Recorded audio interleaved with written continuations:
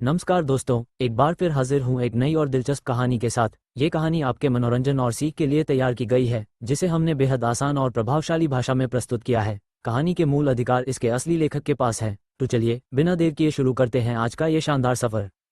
10 दिन बाद खतरनाक वाइल्ड सी को पार करने के बाद राजियल और उसकी टीम आखिरकार अपनी मंजिल पर पहुंच गई, the royal ocean, the royal सी।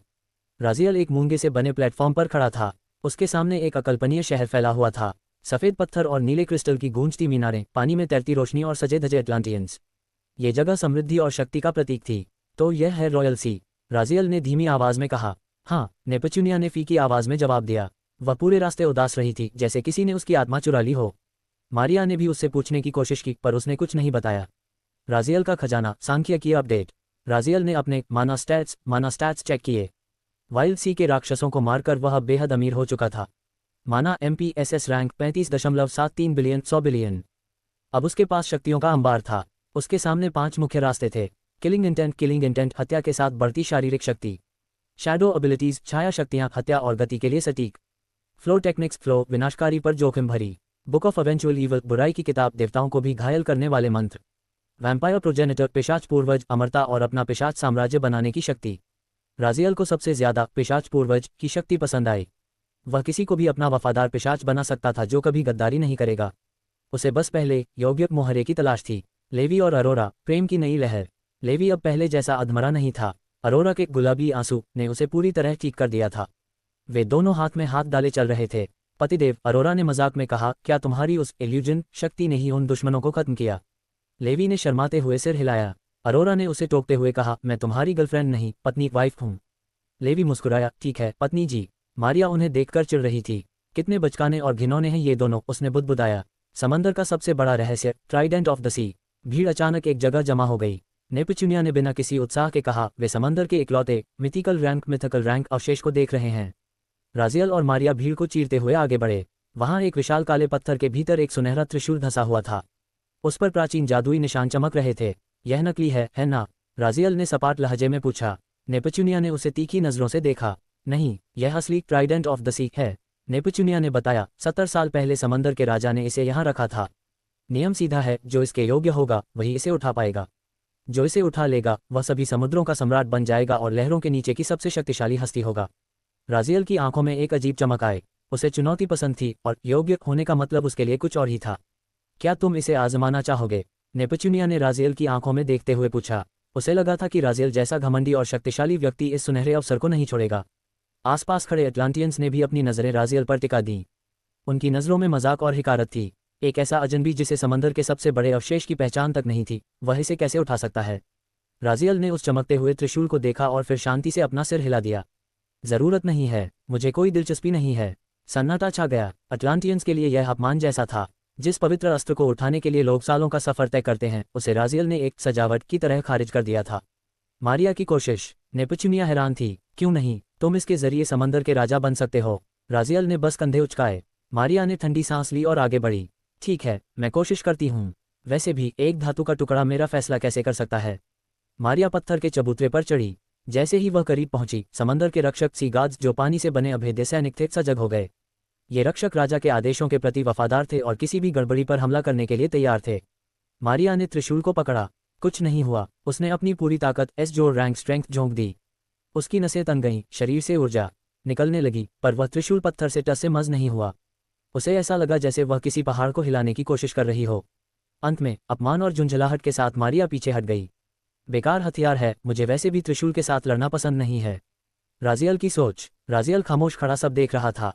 वह जानता था कि अगर वह त्रिशूल उठा भी ले तो वह पूरे समंदर का दुश्मन बन जाएगा। वर्तमान राजा की शक्ति उसकी मां मेरिसा के बराबर थी और राजियल अभी किसी बड़े युद्ध के पक्ष में नहीं था। उसके सिस्टम स्पेस में इससे भी बड़े खजाने थे, तो फिर इस फालतू के पचड़े में क्यों पड़ना? नेपच्यूनिया का दुख और रॉयल चैलेंज। जैसे जैसे वे शहर के भीतर बढ़े, नेपच्यूनिया की उदासी साफ दिखने लगी। मारिया ने भांप लिया कि वह रॉयल चैलेंज के शुरू होने के 7 दिन बाद यहां पहुंचने के कारण दुखी है। तुम इसलिए परेशान हो क्योंकि हम लेट हो गए? मारिया ने पूछा। नेपच्यूनिया ने बस इतना कहा, चीजें हमेशा वैसी नहीं होती जैसा हम चाहते हैं।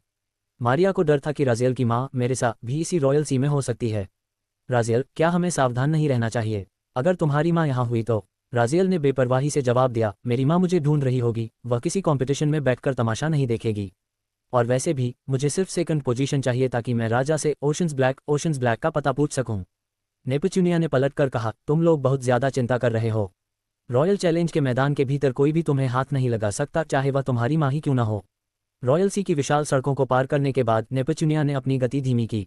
राजियल के सामने एक ऐसी भव्य संरचना खड़ी थी जिसने समंदर के बाकी हिस्सों को छोटा कर दिया था। यह एक विशाल कोलोसियम था जिसे गहरे नीले पत्थर से तराशा गया था। इसकी दीवारें इतनी ऊंची थीं कि जैसे वे बादलों पानी की सतह को छूना चाहती हों। यही रॉयल चैलेंज का आयोजन हो रहा है, नेपच्यूनिया ने भारी आवाज में कहा। हजारों लाखों अटलांटियंस वहां जमा थे। सुरक्षा के लिए पानी के रक्षक वाटर गार्ड्स तैनात थे, पर कोई गड़बड़ करने की हिम्मत नहीं करता था क्योंकि खुद सागर सम्राट सी किंग भीतर मौजूद थे। अखाड़े का दृश्य। राजियल और उसकी टीम ने जब भीतर कदम रखा तो नज़ारा अकल्पनीय था। बैठने की कतारें अंतहीन थीं और बीच में एक विशाल अखाड़ा था। हवा में तैरती बड़ी बड़ी पारदर्शी स्क्रीन्स पर लड़ाई के क्लोज-अप दिखाए जा रहे थे। लेवी ने विस्मय में सीटी बजाई। यहाँ तो पैर रखने की भी जगह नहीं है। नेपच्यूनिया ने गर्व से कहा, यह ग्रैंड रॉयल चैलेंज है। जो इसमें हिस्सा लेता है वह रॉयल चैलेंजर कहलाता है और उसे पूरे अटलांटिस में सम्मान मिलता है। परीक्षक प्रिंस आर्थर। राजियल ने अपनी पैनी नजरों से नीचे देखा।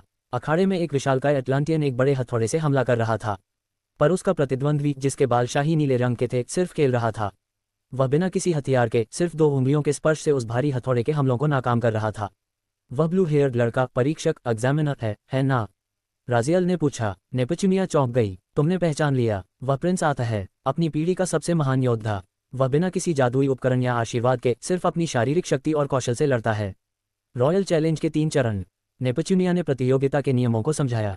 प्रथम चरण प्रूविंग। प्रिंस आर्थर आपकी वृत्ति, कौशल और इच्छाशक्ति का परीक्षण करता है। उसे हराना जरूरी नहीं, पर उसे प्रभावित करना जरूरी है। द्वितीय चरण गार्जियन। यहाँ आपका सामना गार्जियन ऑफ द सी से होगा, जिसने 4000 सालों से समंदर की रक्षा की है। उसे मंजूरी देना लगभग नामुमकिन है। तृतीय चरण अंतिम युद्ध। जो प्रतिभागी यहाँ तक पहुँचते हैं वे आपस में लड़ते हैं। अंत में राजा खुद फैसला करता है और शीर्ष 3 विजेताओं की घोषणा करता है। असंभव को संभव बनाना। जब राजियल ने पूछा कि क्या परीक्षकों को हराना ही पास होना है, तो नेपच्यूनिया ने सपाट लहजे में कहा, प्रिंस को हराना ही बेहद कठिन है और गार्जियन को हराना वह असंभव, बियॉन्ड इम्पॉसिबल है। वह समंदर का रक्षक है, उसे कोई नहीं हरा सकता। राजियल ने बस एक ठंडी मुस्कान दी। उसके लिए असंभव शब्द का कोई मोल नहीं था। उसे सिर्फ वह सेकंड पोजीशन चाहिए थी और वह उसे पाने के लिए किसी को भी कुचलने के लिए तैयार था, चाहे वह कोई प्रिंस हो या हजारों साल पुराना गार्जियन। वह इस समुद्र का रक्षक है। वह पिछले 4000 सालों से पहरा दे रहा है। कोई रास्ता नहीं है कि उसे कोई हरा सके, इसलिए पास होने की बात तो भूल ही जाओ, नेपच्यूनिया ने कहा। राजियल ने नीचे चल रही लड़ाई को कुछ देर और देखा और फिर शांति से बोला, मैं समझ गया, तो वे यहाँ सच में गंभीर नहीं हो रहे हैं। नेपच्यूनिया ने उसे टोकने की कोशिश की, पर वह बोलता रहा, अगर ऐसा है तो ये सब बहुत सरल लगता है, लगभग ऐसा जैसे वे चाहते हों कि कोई जीते। बहुत बुरी तरह से। उसने अपनी आंखें सिकुड़ी। मैं सोच रहा हूं कि वे विजेताओं से क्या चाहते हैं। नेपच्यूनिया इस सवाल पर ठिठक गई।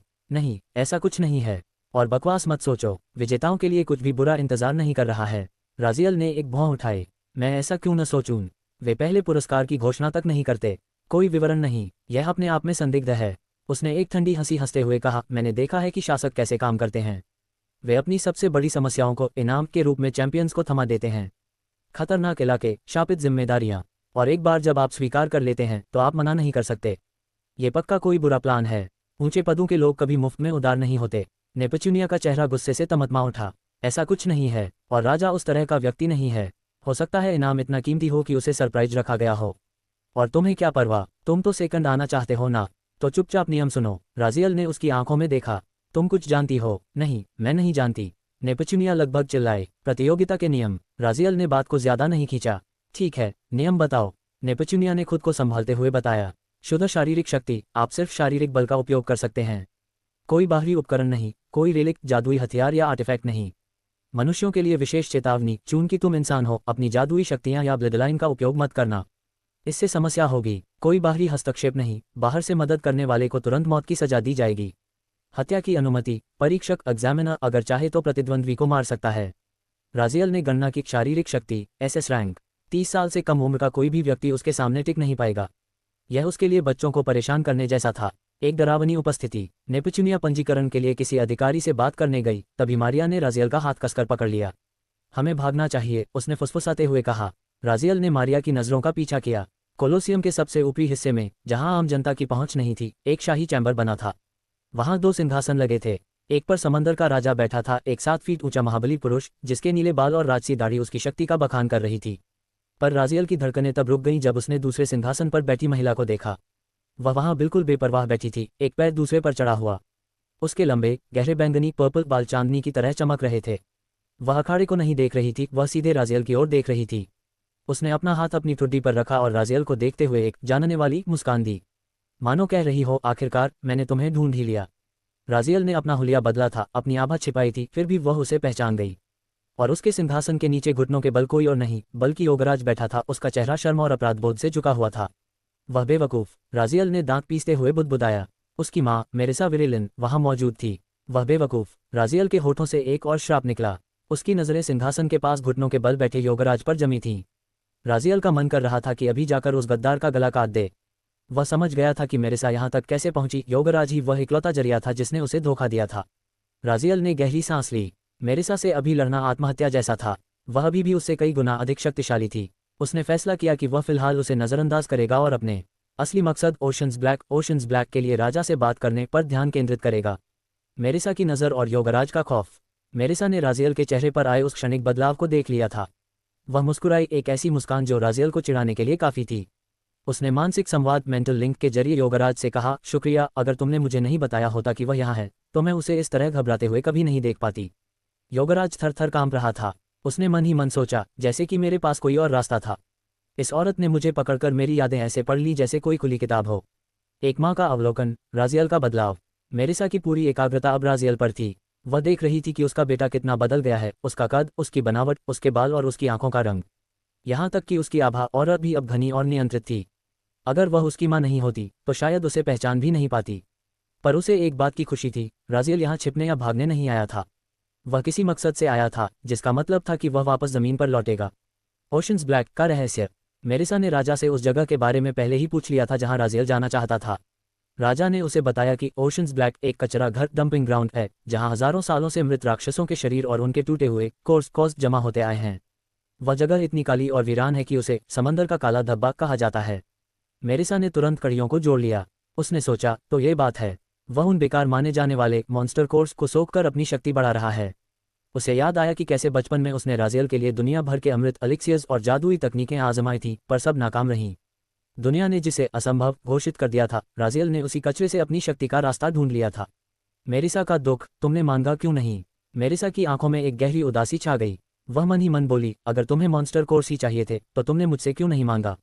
मैं तुम्हारे लिए समंदर सुखा देती, हजारों राक्षसों का शिकार कर देती। पर तुमने कभी कुछ नहीं कहा। वह जानती थी कि राजियल अब उसकी मदद नहीं लेगा और यही बात उसे अंदर से कचोट रही थी। वह बस उसे दूर से देख सकती थी और उसकी सफलता की कामना कर सकती थी। क्या आप उस लड़के को जानती हैं, लेडी मेरिसा? अटलांटिस के राजा ने अपनी भारी आवाज में सहजता से पूछा। वह काफी देर से देख रहे थे कि मेरिसा की नजरें अखाड़े में एक ही जगह टिकी हुई थीं। अगर आप चाहें तो मैं उसे यहाँ ऊपर बुलवा सकता हूँ, शायद थोड़ी बातचीत हो जाए। मेरिसा ने धीरे से अपना सिर घुमाया। राजा की उस आत्मविश्वास भरी मुस्कान को देखकर उसने एक हल्की हंसी हंसते हुए सिर हिला दिया। नहीं, उसने शांति से कहा, अभी ऐसा करने की जरूरत नहीं है। उसने फिर से नीचे राजियल की ओर देखा और फुसफुसाते हुए कहा, पर हाँ, मैं उस बच्चे को जानती हूँ। वह मेरे लिए बहुत महत्वपूर्ण है, बहुत ज्यादा। मेरिसा के होठों पर एक क्षणिक मुस्कान आई जिसे देखकर राजा दंग रह गया। उसने सोचा, ये राक्षस मॉन्स्टर औरत मुस्कुरा रही है। राजा समझ गया कि वह लड़का मेरिसा के लिए कोई साधारण इंसान नहीं है और उसने तय किया कि वह राजियल को एक खास मेहमान की तरह ही ट्रीट करेगा। मेरिसा का इतिहास। राजा को याद आया कि 30 साल पहले जब मेरिसा पहली बार अटलांटिस आई थी तब उसने तबाही मचा दी थी। उसने 7वें समुद्र से लेकर पहले समुद्र तक हर शक्तिशाली योद्धा और सी लॉर्ड को हराया था। यहाँ तक कि उसने राजा को भी चुनौती दी थी और 2 महीने तक चली पानी के नीचे की उस भीषण लड़ाई में उसे हरा दिया था। तब की मेरिसा और आज की मेरिसा में बहुत अंतर था। तब वह अराजकता का प्रतीक थी और आज वह एक शांत गरिमा के साथ अपने बेटे को देख रही थी। विली की माफी और नया सिस्टम फंक्शन। नीचे अखाड़े के पास खड़ा राजियल अपनी माँ और राजा की नज़रों को नज़रअंदाज करने की कोशिश कर रहा था। तभी उसके दिमाग में सिस्टम विली की आवाज़ गूंजी। विली काफ़ी समय से राजियल से बात करने की कोशिश कर रहा था, पर राजियल उसे परजीवी पैरासाइट मानकर अनसुना कर रहा था। होस्ट, क्या आप सच में मुझे इग्नोर करेंगे? मैंने आपको इतने मौके दिए। चलिए, मैं एक उपहार के साथ माफ़ी मांगता हूँ। विली की आवाज़ के साथ ही राजियल के सामने एक स्क्रीन चमकी। बधाई हो होस्ट, आपने एक नया सिस्टम फंक्शन अनलॉक किया है। Evil constellation live stream interface. Evil constellation live stream interface. विवरण, सिस्टम स्पेस के भीतर बंद विलेन सब होस्ट के साथ रियल टाइम में बातचीत कर सकते हैं। वे वही देख पाएंगे जो होस्ट देख रहा है। अनलॉक की गई क्षमताएं। Live chat channel. वे विलेंस जिनसे होस्ट पहले मिल चुका है अब उसे सलाह दे सकते हैं, उसका मजाक उड़ा सकते हैं या उसे चेतावनी दे सकते हैं। उपहार गिफ्ट्स। बातचीत के दौरान विलेंस होस्ट को सीधे स्किल्स, तकनीकें, दुर्लभ संसाधन या वर्जित ज्ञान गिफ्ट कर सकते हैं। रियल टाइम उपस्थिति। होस्ट के फैसलों पर वे आपस में चर्चा या बहस भी कर सकते हैं। राजियल के होठों पर एक ठंडी मुस्कान आई। ये फंक्शन उसे सिर्फ ताकतवर ही नहीं बनाएगा, बल्कि उसे 10,000 महान विलेंस का सामूहिक दिमाग दे देगा। डिंग। राजियल की आंखों के सामने सिस्टम का नया पैनल तैर रहा था। उसने एक बार फिर दोबारा उन शब्दों को पढ़ा। उसकी पलकें थोड़ी ऊपर उठी, जो उसके चेहरे पर आश्चर्य का सबसे छोटा संकेत था। तो उस कंजूस सिस्टम ने आखिरकार उसे कुछ काम की चीज दी थी। Evil constellation live stream interface सक्रिय एक्टिव। राजियल के दिमाग में बात बैठ गई। क्या अब मैं एक स्ट्रीमर बनूंगा? पिछले जन्म में स्ट्रीमिंग करना कोई बहुत बड़ी बात नहीं थी, वह सिर्फ एक काम था। लोगों का मनोरंजन करना, उनका ध्यान खींचना और उन अमीरों की जेबों से पैसे निकालना जो सुरक्षित बैठकर तमाशा देखना पसंद करते थे। यहाँ भी सिद्धांत वही था, बस मंच अलग था। पर यहाँ दर्शक कौन थे? 10,000 महाविलेन विलेंस। वे लोग जिन्हें खून खराबे और क्रूरता से कोई परहेज नहीं था। वह अब दुनिया को लाइव दिखाएगा और बदले में उसे विलेन से गिफ्ट मिलेंगे, ऐसी स्किल्स और संसाधन जिनके लिए उसे पहले घंटों बहस और सौदेबाजी करनी पड़ती थी। अब वे खुद उसके पास आएंगे। राजियल के होठों पर एक ठंडी मुस्कान आई। अब प्यासे को कुएं के पास जाने की जरूरत नहीं, कुआं खुद प्यासे के पास आएगा। विली की जादुई लड़की वाली आवाज। यह है टिल्डा होस्ट, लगता है आपको उपहार पसंद आया। क्या अब आप मुझे माफ कर देंगे? दिल। विली की आवाज फिर से गूंजी, वही पतली, मीठी और जादुई लड़की जैसी आवाज जो राजियल को चिढ़ा रही थी। नहीं, बिल्कुल नहीं, राजियल ने मन ही मन उसे दुत्कारा। नो। सिस्टम पागलों की तरह रोने लगा। राजियल ने उसे पूरी तरह नजरअंदाज कर दिया। उसने विली से यह भी पूछा कि उसने और कितने फंक्शन छुपा रखे हैं, पर विली ने मजाक में टाल दिया। सबसे बुरी बात यह थी कि विली ने गुस्से में राजियल के पुराने 2 फंक्शन डिलीट कर दिए थे। राजियल ने दांत पीसे, पर वह सिस्टम को मार नहीं सकता था। वे दोनों एक दूसरे के बंधक थे। लाइव स्ट्रीम का प्रारंभ। राजियल ने सिस्टम पैनल पर टैप किया। क्या आप लाइव स्ट्रीम शुरू करना चाहते हैं? हाँ, नहीं। जैसे ही उसने हाँ पर क्लिक किया, उसे अपनी ही एक रियल टाइम इमेज दिखने लगी। एक अदृश्य कैमरा उसके हर मूवमेंट को फॉलो कर रहा था। ये बिल्कुल उसके पिछले जीवन जैसा महसूस हो रहा था, जैसे वह फोन के सामने खड़ा होकर खुद को रिकॉर्ड कर रहा हो। फिर एक और विकल्प आया। क्या आप इविल कॉन्स्टेलेशन को निमंत्रण इन्विटेशन भेजना चाहते हैं? सूचना। सिर्फ वे विलेंस जुड़ सकते हैं जिनसे होस्ट मिल चुका है और जिनका रिलेशनशिप रैंक 1 या उससे अधिक है। राजियल ने समझा कि यह रिलेशनशिप रैंक उसके और विलेंस के बीच के जुड़ाव पर निर्भर करता है। अभी उसके दर्शक कम होंगे, पर हर साम्राज्य की शुरुआत छोटी ही होती है। उसने हाँ पर क्लिक किया। निमंत्रण भेज दिए गए हैं। योग्य विलेंस के जुड़ने का इंतजार करें। सिस्टम स्पेस के भीतर जारा अपने काले सिंहासन पर बैठी थी। सन्नाटे को चीरते हुए एक नीली स्क्रीन उसके सामने प्रकट हुई। बधाई हो, आपको एक युवा विलेन की लाइव स्ट्रीम में आमंत्रित किया गया है। ओह, जारा मुस्कुराए। लगता है इस छोटे विलेन ने कुछ नया खुराफात किया है। उसने जॉइंट पर टैप किया। इसी तरह फूलों के बाग में खड़ा एक सौम्य माली, बांस के जंगलों में अश्लील किताबें पढ़ता एक बूढ़ा और नर्क की आग में बैठा ल्यूसिफर, उन सब के सामने ये निमंत्रण पहुंचा। राजियल की घबराहट। अखाड़े के पास खड़ा राजियल मन ही मन चिढ़ रहा था। 20 सेकंड हो गए, क्या किसी की रिलेशनशिप रैंक 1 भी नहीं है मेरे साथ? उसे लगा शायद कोई नहीं आएगा, पर तभी ding. Zara the strongest mother SSS जोड़ ने ज्वाइन किया। Genocide the world's killer SSS ने ज्वाइन किया। लिली ग्रेटेस्ट थीफ एसएसएस ने ज्वाइन किया। Lucifer morning star lord of hell SSS जोड़ ने ज्वाइन किया। वेलिथारियन वैम्पायर प्रोजेनेटर एसएसएस जोड़ ने ज्वाइन किया। टंक द ओवरूलर एक्स ने ज्वाइन किया। राजियल दंग रह गया। जितना सोचा था उससे कहीं ज्यादा लोग आ गए। उसे एहसास हुआ कि असली दुनिया में भले ही लोग उसे पसंद न करें, पर ये विलेंस उसे अपना मानते हैं। लाइव चैट, विलेंस की गपशप। अचानक राजियल की आंखों के सामने चैट चलने लगी। जारा, हम छोटे विलेन, तुम तो पूरी तरह बदल गए हो। काफी हैंडसम लग रहे हो। पूर्वज शू एंसेस्टर जू, यहाँ का वातावरण कितना साफ है। कोई डाक चीक नहीं, कोई करप्शन नहीं। मुझे अजीब लग रहा है। ल्यूसिफर, दिलचस्प है। हम सीधे बात कर सकते हैं। क्या हम सब अलग अलग आयामों डायमेंशंस में बंद हैं? जेनोसाइड, राजियल, तुम्हारी किलिंग इंटेंट बढ़ गई है, पर इसने अभी तक तुम्हारे दिमाग को भ्रष्ट क्यों नहीं किया? विलेंस आपस में बहस करने लगे कि वे अलग दुनिया से हैं या अलग हकीकत रियलिटीज से। ल्यूसिफर ने एक खतरनाक सुझाव दिया। अगर ये लड़का हमें जोड़ सकता है, तो शायद इसके पास हमें यहाँ से बाहर निकालने का रास्ता भी होगा। स्ट्रीमर, राजियल का प्रस्ताव। जब विलेंस ने उसे नजरअंदाज करना शुरू किया तो राजियल की सहनशक्ति खत्म हो गई। चुप हो जाओ सब, उसने मानसिक रूप से चिल्लाकर कहा। मैंने ये स्ट्रीम इसलिए शुरू की है ताकि आप बोर न हों। आप यहाँ बैठकर मुझे गाइड कर सकते हैं और बदले में मुझे उपहार गिफ्ट्स दे सकते हैं। डेजनेरेट बास्टर्ड ड्रेक, बुरा विचार नहीं है। मैं बोर हो रहा हूँ। मैं तुम्हें एक एस रैंक स्किल दूंगा, बदले में मुझे कुछ खूबसूरत लड़कियां दिखाओ। बिना कपड़ों के। पूर्वज शू, वाह, तुम तो बड़े बुद्धिजीवी निकले ड्रेक भाई। मैं तो एस रैंक ड्यूल कल्टिवेशन सूत्र देने को तैयार हूँ, बस मुझे राजियल को किसी अप्सरा के साथ चावल पकाते कुक राइस शारीरिक संबंध हुए देखना है। हर एंगल से राजियल सन रह गया। उसे एहसास हुआ कि उसने जिन लोगों को अपना मेंटर बनाया है वे कितने बड़े ठरकी और पागल हैं। राजियल सिस्टम की चैट में विलेंस की फालतू बातों को नजरअंदाज करने की कोशिश कर रहा था। तभी लिली ग्रेटेस्ट थीफ का एक मैसेज चमक उठा। बच्चे, मैं देख सकती हूँ कि दो बहुत शक्तिशाली हस्तियां तुम्हें घूर रही हैं। क्या वे तुम्हारे दुश्मन हैं? राजियल ठिठक गया। लाइव स्ट्रीम का कैमरा तो सिर्फ उस पर था, फिर ये विलेंस बाहर का कैसे महसूस कर रहे थे? डेजनेरिक बास्टर्ड ने मजाक उड़ाते हुए कहा, स्ट्रीम सिर्फ देखने के लिए नहीं है, हम इस स्क्रीन के जरिए तुम्हारे आसपास की हर ऊर्जा और अस्थिरता को महसूस कर सकते हैं। ये जानकर राजियल दंग रह गया। ये विलेंस उसके लिए रियल टाइम रडार का काम कर रहे थे। उन्होंने बताया कि पीछे खड़ी दो हस्तियां मेरिसा और राजा उससे कहीं ज्यादा ताकतवर हैं। भागीदारी का मौका छूटा। तभी नेपच्यूनिया वापस लौटी। उसका चेहरा लटका हुआ था। राजियल, हम देर कर चुके हैं। रजिस्ट्रेशन का समय एक हफ्ते पहले ही खत्म हो चुका है। हम इस रॉयल चैलेंज में हिस्सा नहीं ले सकते। राजियल ने कोई गुस्सा नहीं किया, पर उसे लगा कि अब उसका ओशंस ब्लैक तक पहुंचने का प्लान खतरे में है। पर तभी ल्यूसिफर और ज़ारा के मैसेज ने उसका ध्यान पूरी तरह खींच लिया। नेपच्यूनिया का असली चेहरा। ल्यूसिफर, ये पीली आंखों वाली लड़की। नेपच्यूनिया अपना असली रूप छिपा रही है। ज़ारा, क्या तुम्हें यह नहीं दिख रहा? ये तो बहुत साफ है। राजियल सन रह गया। उसके पास वैम्पायर परसेप्शन और किलिंग इंटेंट जैसी शक्तियां थीं, फिर भी वह नेपच्यूनिया का छलावा नहीं पकड़ पाया था। लिली, सिर्फ रूप ही नहीं, इसका ब्लडलाइन इतना ऊंचा है कि मुझे यकीन नहीं हो रहा ऐसा कुछ अस्तित्व में भी है। हालांकि इसकी शक्तियां अभी सील्ड हैं, पर इसकी उपस्थिति बता रही है कि यह कोई मामूली जीव नहीं है। राजियल ने मन ही मन पूछा, क्या यह मुझसे ताकतवर है? ज़ारा, बिल्कुल, ये तुम्हें एक सेकंड में खत्म कर सकती है। वैम्पायर प्रोगेनेटर, खत्म नहीं, पर हरा जरूर सकती है। बच्चा, तुम्हें अभी बहुत मेहनत करनी है। दाओ से जन्मी राजकुमारी। पूर्वज शू एंसेस्टर जूप ने एक और चौंकाने वाली बात कही, इस लड़की का ब्लडलाइन किसी तत्व एलिमेंट के दाओ से सीधे निकला है। ये सिर्फ जादू इस्तेमाल नहीं करती, ये खुद तत्व का एक हिस्सा है। राजियल समझ गया, नेपच्यूनिया सिर्फ पानी की जादुई शक्ति नहीं रखती, वह वाटर एलिमेंट की साक्षात अभिव्यक्ति है। वह स्पेशल थी, बिल्कुल सेलेस्टिया की तरह। राजियल ने नेपच्यूनिया को ऊपर से नीचे तक देखा। वह अभी भी थकी हुई और सामान्य दिख रही थी, पर अब राजियल को सब समझ आ रहा था। उसने सीधे उसकी आंखों में झांका और एक ऐसा सवाल किया जिसने नेपच्यूनिया के पैरों तले जमीन खिसका दी। क्या तुम? राजियल ने बहुत शांति से पूछा, किन्हीं वजहों से अटलांटिस की राजकुमारी हो? नेपच्यूनिया की आंखें फटी रह गईं। उसका मुंह आधा खुला रह गया और वह बुत बनकर खड़ी रह गई।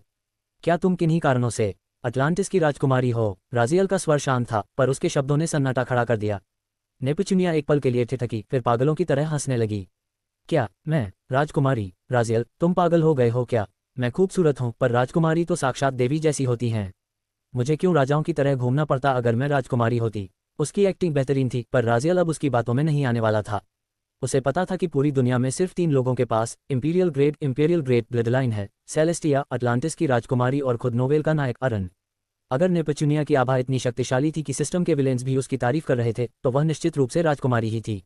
मारिया का वार। सिनाई। मारिया, जो अब तक चुप थी, आगे बढ़ी। राजियल, तुम्हें सच में लगता है कि यह साधारण दिखने वाली और मामूली शक्ति वाली लड़की राजकुमारी हो सकती है?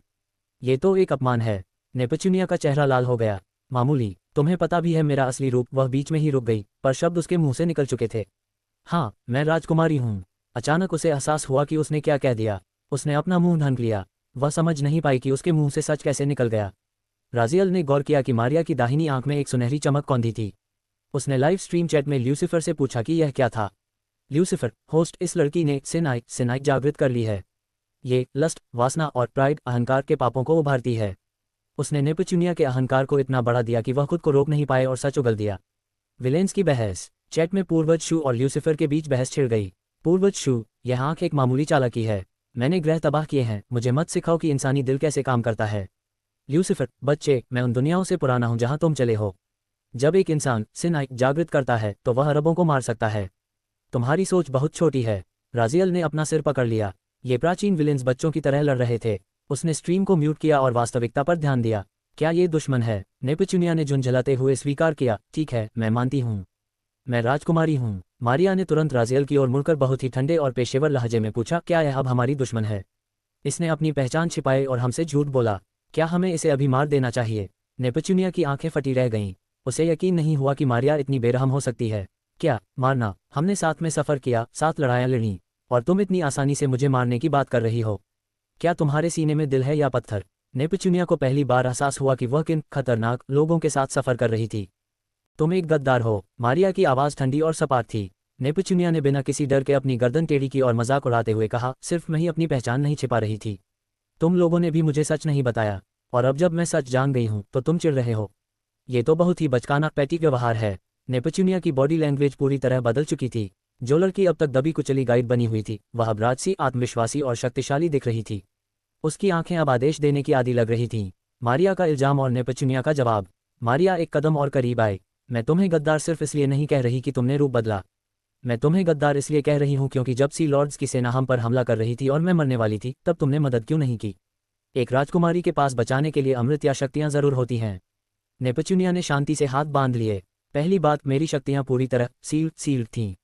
दूसरी बात, हमारा सौदा सिर्फ रास्ता दिखाने का था, लड़ने का नहीं। और तीसरी बात, क्या तुम सच में खतरे में थी? तुम जमीन की एक रईस लड़की हो, क्या तुम्हारे पास अपनी जान बचाने का कोई गुप्त रास्ता नहीं था? मैं चाहूं तो तुम्हारे बारे में बहुत कुछ उगल सकती हूँ। क्या तुम वह झेल पाओगी? मारिया सन रह गई। उसने तुरंत बात काट दी, कोई ज़रूरत नहीं है। वह समझ गई कि नेपच्यूनिया ने भी उसके डेविल हॉट वाले राज को भांप लिया है। राजियल की बेपरवाही। राजियल ने हस्तक्षेप नहीं किया। उसने देखा कि नेपच्यूनिया में कोई हत्यारी मंशा नहीं थी। उसने जम्हाई लेते हुए कहा, मुझे फर्क नहीं पड़ता, तुम मेरी दुश्मन नहीं हो।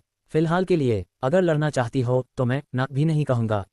नेपच्यूनिया ने उसे चुनौती दी, तुम मुझे ललकार रहे हो। राजियल एक कदम उसके और करीब आ गया, इतना करीब कि वह उसके स्पेस में घुस गया। तुम चाहती हो कि मैं ललकारूं? दोनों की आंखें मिलीं। माहौल तनावपूर्ण था, पर तभी नेपच्यूनिया हंस पड़ी। ठीक है, मैं मजाक कर रही थी। शांत हो जाओ। प्रिंस आर्थ का रंगीन मिजाज। नेपच्यूनिया ने बताया कि वह अपने पिता राजा से डरती है और वह उसे ओशंस ब्लैक का रास्ता कभी नहीं बताएंगे। राजियल ने उसके भाई प्रिंस आर्थ के बारे में पूछा। वह ताकतवर है, पर वह एक अयाश डिजेनरेट है, नेपच्यूनिया ने नफरत से कहा। उसकी 3 पत्नियां और 300 से ज्यादा रखेले कॉन्क्यूबाइंस हैं। लड़कियों को अपने प्यार में फंसाने में वह माहिर है। मारिया हैरान थी, 300 रखेलें? वह पागल है क्या? पर राजियल की आंखों में एक पल के लिए चमक आई। लड़कियों के साथ अच्छा है। दिलचस्प, उसने मन ही मन सोचा। राजियल का घातक इरादा। राजियल ने पूछा, क्या मैं उसे हरा सकता हूँ? और उस 4000 साल पुराने गार्जियन को? नेपच्यूनिया ने कहा कि वह भाई को तो हरा देगा, पर गार्जियन को हराना असंभव है क्योंकि उसे राजा भी बिना ट्राइडेंट के नहीं हरा सकते। नेपच्यूनिया ने शक के साथ पूछा, तुम सीधे अखाड़े में कूदकर मेरे पिता से अनुमति मांगने की तो नहीं सोच रहे? वह नियमों के बहुत पक्के हैं। अगर तुमने ऐसा किया तो तुम राजा को अपमानित अफेंड करोगे और इसके परिणाम भयानक होंगे। राजियल ने एक रहस्यमयी मुस्कान के साथ पूछा, तुम्हें ऐसा क्यों लगता है कि उन परिणामों को भुगतने वाला अकेला मैं ही होऊंगा? और तुम्हें ऐसा क्यों लगता है, राजियल ने बहुत शांति से पूछा, कि उन परिणामों को भुगतने वाला अकेला मैं ही होऊंगा? नेपच्यूनिया पूरी तरह भ्रमित थी। क्योंकि तुम मेरे पिता राजा को अपमानित अफेंड करोगे। ये तो जाहिर है ना? राजियल ने धीरे से अपना सिर हिलाया। अगर यही तर्क है, तो अगर वह मुझे कुछ कहता है तो क्या इसका मतलब यह नहीं कि वह भी मुझे अपमानित कर रहा है? अगर वह परिणाम नहीं चाहता तो उसे अपना मुंह बंद रखना चाहिए। नेपच्यूनिया दंग रह गई। पर वह राजा है, दुनिया की सबसे शक्तिशाली हस्ती। राजियल एक कदम और करीब आया। मुझे फर्क नहीं पड़ता कि वह तुम्हारा बाप है या राजा, उसे भी मुझे अपमानित करने से डरना चाहिए। प्रार्थना करो कि वह ऐसा न करे, वरना उसे ही परिणाम भुगतने होंगे। वीआईपी चैम्बर, माँ और राजा। ऊपर वीआईपी चैम्बर में सागर सम्राट किंग ऑफ अटलांटिस अपनी दाढ़ी सहलाते हुए हंस पड़े। मज़ेदार बच्चा है, लेडी मेरेसा, आपकी पसंद कभी बोरिंग नहीं हो सकती। मुझे अपमानित न करने की चेतावनी देना, ऐसी हिम्मत मैंने पहले कभी नहीं देखी। मेरेसा ने अपना सिर पकड़ लिया, पर उसके होठों पर एक गर्व भरी मुस्कान थी। वह मेरा बेटा है, उसने बस इतना ही कहा। राजा चौंक गया, पर फिर मुस्कुराया। मेरेसा ने राजा से एक छोटा सा एहसान मांगा, राजियल को प्रतियोगिता में शामिल होने देने के लिए। राजा ने हंसते हुए कहा, इसके लिए एहसान मांगने की जरूरत नहीं है। वैसे भी वह मेरी बेटी का दोस्त लग रहा है। वह शामिल हो सकता है, पर जीत और हार उसकी अपनी ताकत पर निर्भर करेगी। मेरेसा ने पहली बार अपनी ममता स्वीकार की। मैं उसके लिए बहुत कुछ करना चाहती हूँ, पर वह मुझसे कुछ भी स्वीकार नहीं करता। राजा ने उसे सांत्वना दी, बच्चे जटिल होते हैं मेरेसा, एक दिन वह जरूर समझेगा। अखाड़े में धमाका। नीचे राजियल ने और इंतजार नहीं किया। इससे पहले कि नेपच्यूनिया उसे रोक पाती, उसने स्टैंड की दीवार पर पैर रखा और सीधे अखाड़े में छलांग लगा दी। नहीं, तुम बेवकूफ! नेपच्यूनिया चीख पड़ी। राजियल किसी उल्कापिंड की तरह अखाड़े के बीचों बीच गिरा। धमाका इतना जोरदार था कि पत्थर चटक गए और जो 2 योद्धा लड़ रहे थे वे झटके से पीछे जा गिरे। पूरे कोलोसियम में एक भयावह सन्नाटा छा गया। ओई चिक्की बॉय। परीक्षक प्रिंस आर्थर ने अपने हाथ जेब में डाले और मजे लेते हुए पूछा, यह नियमों के खिलाफ है। तो बताओ, तुम गिर गए थे या तुमने छलांग लगाई थी? तुम्हारे जवाब पर निर्भर करेगा कि मैं तुम्हें माफ करता हूं या नहीं। राजियल ने अपनी धूल झाड़ी और प्रिंस की आंखों में सीधे झांकते हुए कहा, मुझे इस प्रतियोगिता में हिस्सा लेना है। ओटिल्ड, आर्थर की बाहें तन गईं, उसके होठों पर एक आलसी और मजाकिया मुस्कान थी। सिर्फ घोषणा कर दी कि तुम हिस्सा लेना चाहते हो, अपनी बारी का इंतजार तक नहीं किया। और ये लहजा कैसा है दोस्त? आर्थर सीधा खड़ा हुआ, ये याद दिलाने के लिए कि वह सिर्फ एक परीक्षक नहीं बल्कि एक राजकुमार भी है। तुम एक राजकुमार के सामने खड़े हो, कम से कम बुनियादी शिष्टाचार तो दिखाओ। तुम्हारा नाम क्या है? राजियल। जवाब में सम्मान का कोई नामो निशान नहीं था। आर्थर ने अपनी जादुई पानी की सूची लिस्ट चेक की और फिर उसे हवा में विलीन कर दिया। तुम्हारा नाम प्रतिभागियों की सूची में नहीं है। तो क्या मुझे तुम्हें एक घुसपैठिया मानना चाहिए? शाही प्रतियोगिता में बाधा डालना एक गंभीर अपराध है। ब्रो, शांत हो जाओ। राजियल ने एक थकी हुई आह भरी। शांत हो जाओ, ब्रो। क्यों इतना भड़क रहे हो? मैं हिस्सा लेना चाहता था, बस पहुंचने में थोड़ा लेट हो गया। पूरे कोलोसियम में सन्नाटा छा गया। ब्रो, आथ की आंखें गुस्से से लाल हो गईं। उसे राजियल का वह अति सुंदर चेहरा पहले से ही चुभ रहा था। क्या तुम राजकुमार से ऐसे बात करते हो? लाओ, मैं तुम्हारा ये बदसूरत चेहरा ठीक कर देता हूँ। आथ ने अपनी मुट्ठियां कसी। वह राजियल की सुंदरता से जल रहा था। राजा का हस्तक्षेप। जैसे ही आथा हमला करने वाला था, ऊपर से एक भारी आवाज गूंजी। बेटे, उसे हिस्सा लेने दो। ये ठीक है, सागर सम्राट राजा ने राजियल को अनुमति दे दी थी। आथा सन रह गया। पर पिताश्री, नियम, मैंने कहा उसे हिस्सा लेने दो। राजा की आवाज में वह अधिकार था जिसे टाला नहीं जा सकता था। नेपच्यूनिया और मारिया ऊपर खड़ी यह सब देख रही थीं। नेपच्यूनिया को यकीन नहीं हो रहा था कि उसके सख्त पिता ने इतनी आसानी से राजियल को अनुमति दे दी। मारिया ने धीरे से ऊपर सिंहासन की ओर इशारा किया, जहां राजियल की मां मेरिसा विरेलिन राजा के ठीक बगल में बैठी थी। मेरिसा का कबूलनामा। ऊपर राजा ने मेरिसा से पूछा, तुम्हें क्या लगता है कौन जीतेगा? मेरा बेटा आथा 26 साल की उम्र में सेंट रैंक के शिखर पर है। मेरिसा ने अखाड़े की ओर देखते हुए सपाट लहजे में कहा, मैंने इसे कभी कोई ट्रेनिंग नहीं दी। ये बिना किसी माना या आभा औरत के पैदा हुआ था। यह कोई जादुई शक्ति या तलवारबाजी नहीं सीख सकता था। यहाँ तक कि मैंने इसे 11 साल की उम्र में परिवार से निकाल दिया था। राजा चकित रह गया। एक इंसान बिना किसी शक्ति के, ये तो विनाशकारी है। पर उसने अपना रास्ता खुद ढूंढ लिया है, मेरिसा ने धीमी आवाज में कहा।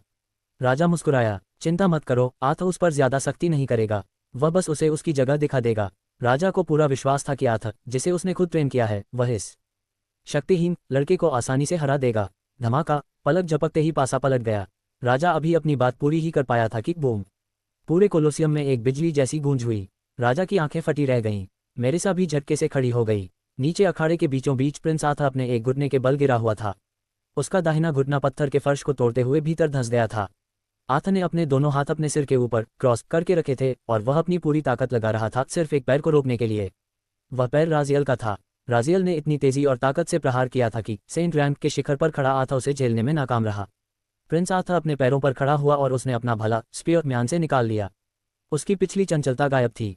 ठीक है, तुम बुरे नहीं हो, उसने ठंडे स्वर में कहा। पर यह मत समझना कि मैं कमजोर हूँ। मेरा ध्यान भटक गया था, इसलिए तुमने वह प्रहार कर दिया। पर अब मैं गंभीर हूँ। आथ ने भाले को घुमाया। मेरा नाम आथ है। तुम्हारी शारीरिक ताकत प्रभावशाली है, पर एक शक्ति प्रतियोगिता नहीं, बल्कि युद्ध परीक्षण, कॉम्बैट टेस्ट है। और चूंकि तुम मेरी बहन के भेजे हुए मोहरे हो, तो मेरा फर्ज है कि मैं तुम्हारी ठीक से परीक्षा लूँ। गति का तांडव। अचानक आथ गायब हो गया। वह पानी को चीरते हुए किसी बिजली की तरह राजियल पर टूट पड़ा। उसका भला चांदी की लकीरें बनाता हुआ राजियल पर हर दिशा से वार करने लगा। पर राजियल, वह किसी साए की तरह हिल रहा था। सिर्फ एक कदम, एक झुकाव, कंधे का एक हल्का सा मोड़। आथ का भला हवा और पानी को काट रहा था, पर राजियल के शरीर को छू तक नहीं पा रहा था। राजियल की परसेप्शन इतनी तेजी से काम कर रही थी कि उसे आथ के हमले स्लो मोशन में दिख रहे थे। उसे भले के टकराने से पहले ही पानी के दबाव से पता चल जाता था कि हमला कहाँ होने वाला है। सांख्यिकीय तुलना। राजियल ने सिस्टम में दोनों के स्टैट्स एट्रीब्यूट्स देखे। प्रिंस आथ, strength SS saint peak, agility गति SS saint peak. Raziel, strength SS saint king early, agility गति एस जोड़ अभी सेंट लेवल से नीचे, एंड्योरेंस सहनशक्ति एसएसएस अर्धमर। साफ था कि आथ गति में बहुत आगे था, पर राजियल की ताकत और सहनशक्ति का कोई मुकाबला नहीं था। पकड़ लिया। आथ राजियल के चारों ओर चक्कर काट रहा था और उसे ललकार रहा था। हमला क्यों नहीं करते? क्या डर लग रहा है कि अपना चेहरा खराब करवा लोगे? तभी आथ ने पीछे से एक घातक थ्रस्ट किया। राजियल के होठों पर एक मुस्कान आई। पकड़ लिया। राजियल ने आखिरी सेकंड में अपना शरीर मोड़ा और अपनी नंगी उंगलियों से उस तेज रफ्तार भाले की शाफ्ट को पकड़ लिया। भाला ऐसे रुका जैसे किसी दीवार से टकराया हो। आथ की आंखें फटी रह गईं। इतनी ताकत। उसने भाला खींचने की कोशिश की, पर राजियल ने उसे अपनी ओर एक जोरदार झटके से खींचा।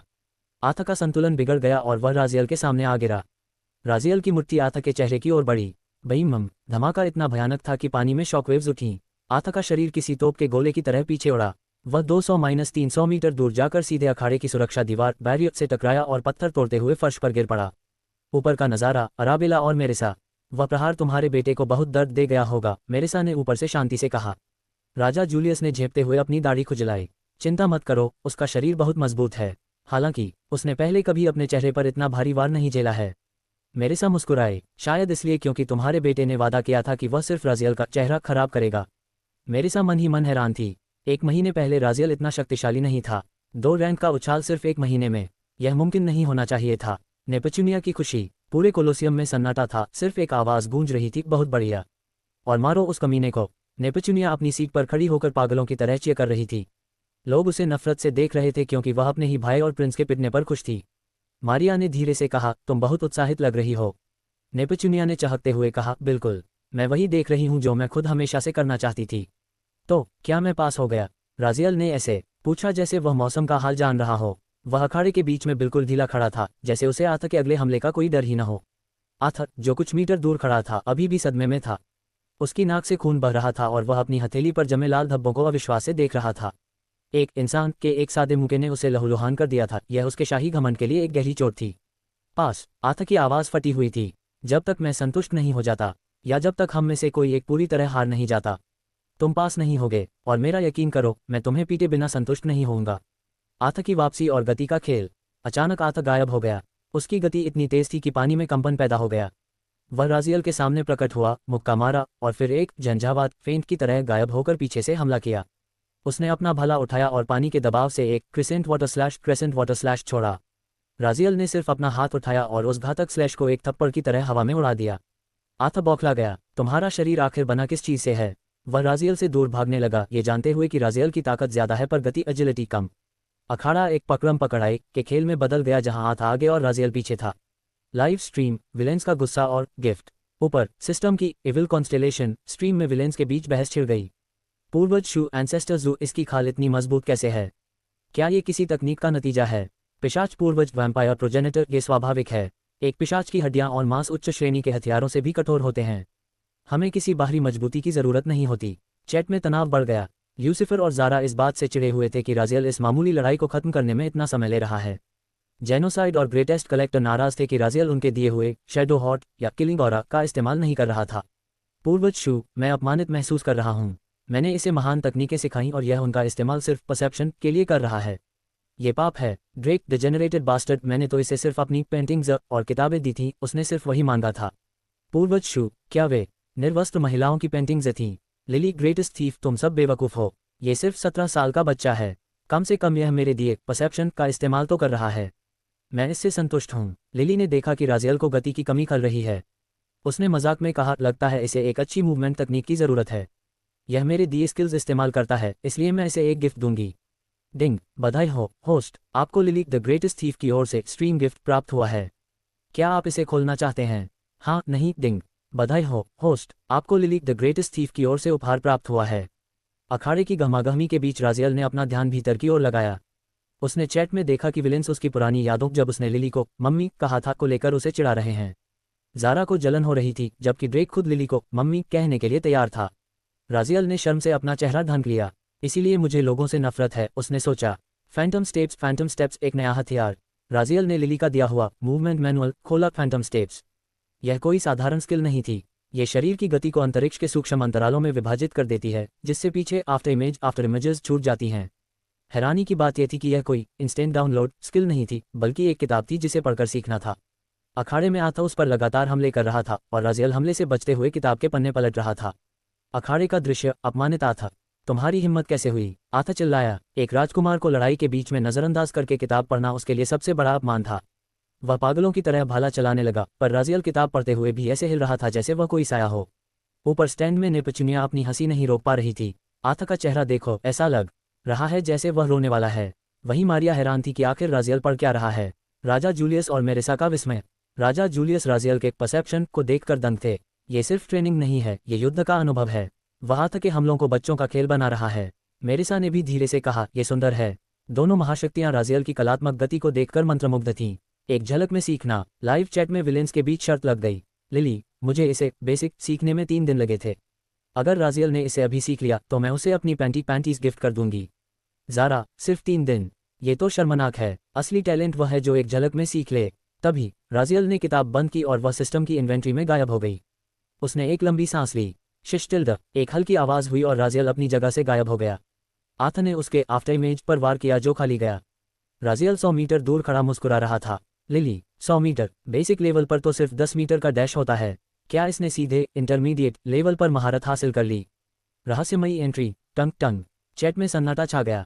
तभी एक नया नोटिफिकेशन आया।